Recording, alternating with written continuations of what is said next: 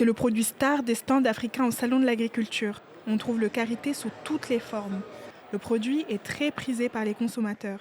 Mais derrière cet engouement, la concurrence est rude. Pour se démarquer, cette entrepreneuse ivoirienne mise sur des produits innovants. Le karité en général, il y a une odeur qui est vraiment assez particulière. Et cette odeur-là, quand tu n'es pas habitué, c'est un peu un frein.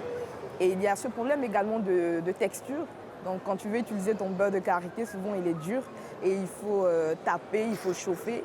Et c'est comme ça que j'ai formulé donc les crèmes de karité à la fraise, au citron et à la vanille. Donc ce sont des crèmes donc, qui sont beaucoup plus malléables.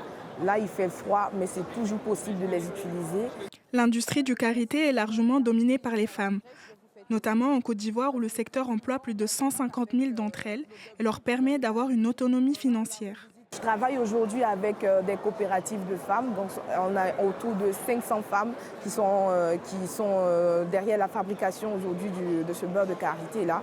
Et moi, j'achète le beurre de karité directement auprès des coopératives. Et ensuite, je les transforme moi-même dans mon atelier de fabrication pour les distribuer ensuite. Et à la fin, 2% des bénéfices de vente sont reversés pour acheter des kits scolaires pour les enfants des femmes avec lesquelles je travaille. Apprécié pour ses vertus nourrissantes et protectrices, le karité est un ingrédient phare de l'industrie cosmétique. Longtemps exporté à l'état brut, il est devenu un enjeu économique stratégique pour les pays d'Afrique de l'Ouest. Naturel, abondant et relativement facile à exploiter, le karité est une richesse du continent qui attire de plus en plus de consommateurs.